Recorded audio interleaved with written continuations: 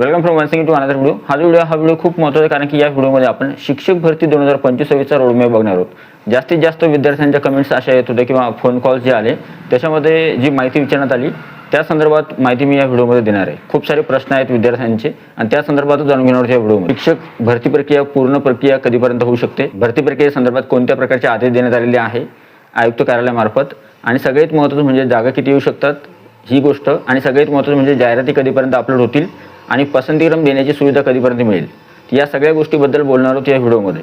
म्हणजे शिक्षक भरतीची सद्यस्थितीमध्ये शिक्षक भरतीची सद्यस्थिती किंवा शिक्षक भरतीचा रोडमॅप जो आहे 2025 चा तो आपण बघणार आहोत या व्हिडिओमध्ये। व्हिडिओ जो आहे खूप महत्त्वाचा आहे। व्हिडिओ सुरू करण्या अगोदर जर तुम्ही चॅनलवर नवीन असाल तर चॅनलला सबस्क्राईब नक्की करा, व्हिडिओला लाईक करा आणि या व्हिडिओला आत्ताच हाईप करा, ठीक आहे। तर चला सुरू करूया आजचा व्हिडिओ। सगळ्यात पहिली महत्त्वाची गोष्ट आणि अजून एक गोष्ट सांगतो, व्हिडिओ पूर्ण बघा जेणेकरून तुम्हाला जे आहे सगळ्या डेट्स जे आहेत व्यवस्थित कळतील आणि आपण जी इन्फॉर्मेशन सांगितलेली आहे तुम्ही व्हिडिओ सेव्ह करू शकता, पाठीमागचे व्हिडिओ बघू शकता की आपण आकडेवारी सुद्धा किती सांगितली होती शिक्षक पद भरतीसाठी। सगळे व्हिडिओज तुमच्याजवळ ऑलरेडी ऑनलाईन आहेत, तुम्ही पाहू शकता, ठीक आहे। जी माहिती आपण सांगितली ती पूर्णतः खरी आहे आणि ती आतापर्यंत खरी भरत आलेली आहे, ठीक आहे। आता जी आहे आपण या व्हिडिओमध्ये गोष्ट करणार आहोत शिक्षक भरती 2025-26 ची।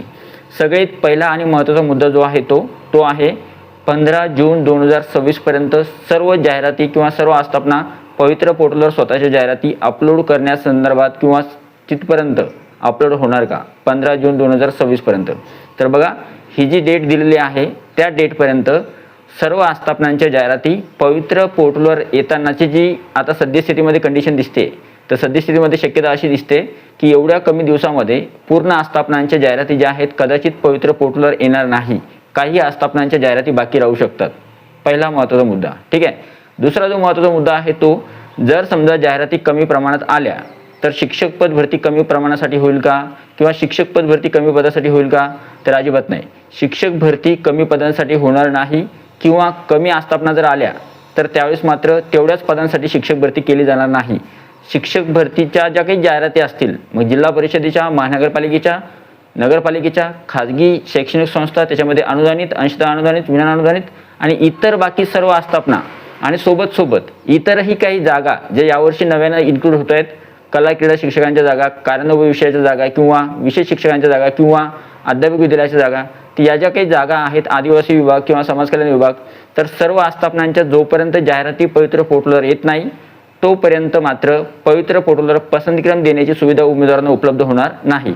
आता तुम्ही म्हणाल की मग जाहिरातीसाठी मुदतवाढ मिळणार का, तर बघा जाहिरातींसाठी मुदतवाढ जी आहे आता सद्यस्थितीमध्ये जून महिना सुरू आहे। जून महिन्यामध्ये जाहिराती संदर्भात 15 जूनपर्यंत जर जाहिराती अपलोड झाल्या तर ठीक आहे, पण 15 जूनपर्यंत जर जाहिराती अपलोड नाही झाल्या तर दुसरी पॉसिबिलिटी जी दिसते ती अशी दिसते की कदाचित अजून जे आहे 10 किंवा 15 दिवस मुदतवाढ मिळू शकते। आता पहिले अगोदर व्यवस्थित ऐकून घ्या, नंतर जे आहे तुम्हाला ज्या काही कमेंट्स करायचे असतील ते तुम्ही करू शकता, ठीक आहे। आता 15 दिवस मुदतवाढ दिल्यानं फायदा काय होणार आहे बघा, जर समजा जाहिराती कमी प्रमाणामध्ये आल्या 15 जूनपर्यंत तर तुम्हाला त्याच्या मागची कारणं सुद्धा माहीत आहे, नसतील कारणं माहीत तर मी शॉर्टमध्ये सांगून देतो तुम्हाला।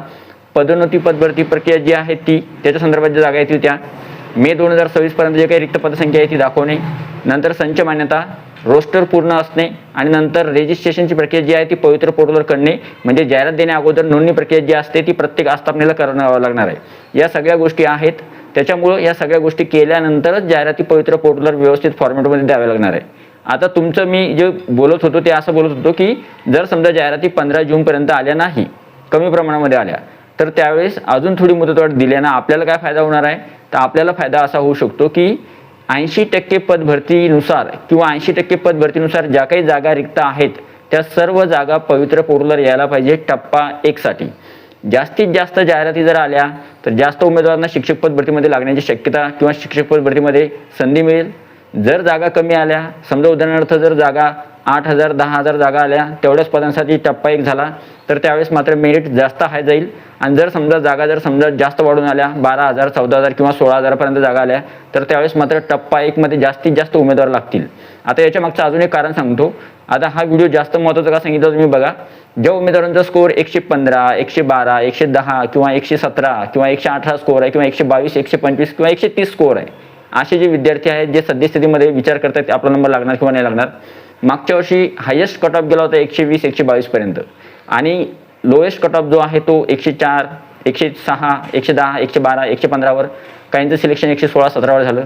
तर मागच्या वर्षीचा हा मेरिट होता, ठीक आहे, प्रत्येक जिल्हा परिषदेमध्ये. तर मग तुम्हाला सुद्धा यावर्षी लागण्यासाठी जर जागा चांगल्या आल्या, मागच्या वर्षी पदभरती किती झाली होती फेज 1ची, ती झाली होती 21,000 पदांसाठी. मग जर यावर्षी 15-16 हजार जर जागा आल्या तर त्यावेळेस मात्र मेरिट चांगल्या प्रमाणात खाली येऊ शकतो.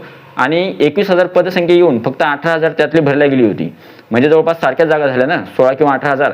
तर जर समजा 16,000 जागा आल्या तर जास्तीत जास्त उमेदवारांना संधी मिळेल कशामध्ये, शिक्षक भरतीमध्ये लागण्यासाठी. तर त्याच्यामुळे आपल्यासाठी फायदा हा आहे की जर मुदतवाढ वाढून मिळाली तर ती आपल्यासाठीच फायद्याची आहे आणि त्याच्यामुळे जाहिराती जास्त येतील. आता दुसरी महत्त्वाचा जो प्रश्न आहे तुमचा तो असा आहे की नेमकं पसंतीक्रम मग आपल्याला कधी मिळणार आहे. तर बघा, जून महिन्यामध्ये जाहिराती अपलोड होतील 15 जूनपर्यंत. जर नाही झाल्या तर मुदतवाढ मिळाली तर जून महिना जाहिरातीमध्ये जाईल. पण येणारा जो काही महिना आहे जुलै नंतर जून नंतर जुलै महिना, तर जुलै महिन्यामध्ये पसंतीक्रम देण्याची प्रक्रिया जी आहे ती सुरू होईल.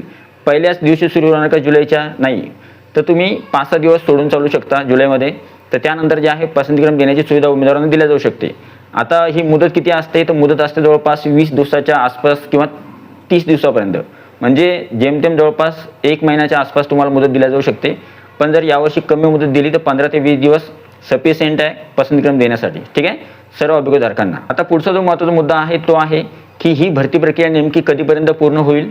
तर बघा, सद्यस्थितीमध्ये वरिष्ठ लेवलवरून असे आदेश देण्यात आलेले आहेत शिक्षक भरती 2025 संदर्भात की प्रत्येक आस्थापनेनं स्वतःच्या जाहिराती पवित्र पोर्टलवर लवकरात लवकर ताबडतोब द्याव्या.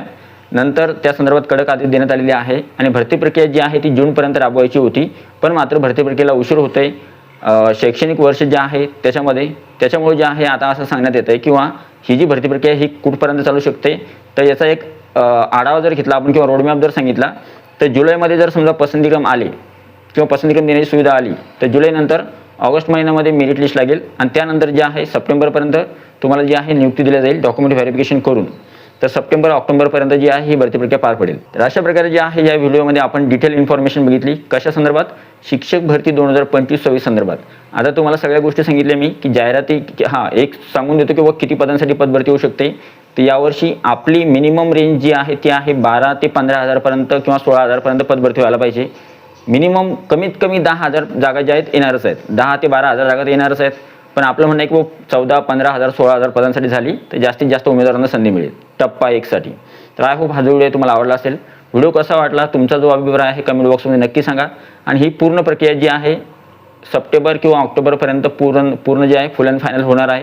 त्याच्यामुळे बाकीच्या उमेदवारांनी चिंता करायची आवश्यकता नाही. पुढचं 1 वर्ष जाणार नाही, त्याच्यापेक्षा जास्त कालावधी सुद्धा लागणार नाही, कारण की ही शेवटची स्टेप आहे जाहिरात येणे आणि पसंतीक्रम देणे. त्यानंतर लगेच निवड याद्या प्रसिद्ध होतात, ठीक आहे. फक्त मुलाखतीचा जो राऊंड आहे तो राऊंड मात्र थोडा उशिरा होऊ शकतो. तर आय होप हा व्हिडिओ तुम्हाला आवडला असेल. व्हिडिओ आवडला तर व्हिडिओला लाईक करा. तुम्ही चॅनलवर नवीन असेल तर चॅनलला सबस्क्राईब करा. हा व्हिडिओ जो आहे जास्तीत जास्त हाईप करा. भेटूया पुढच्या व्हिडिओमध्ये. तोपर्यंत व्हिडिओ बघितल्याबद्दल thank you so much. Take care. Bye bye.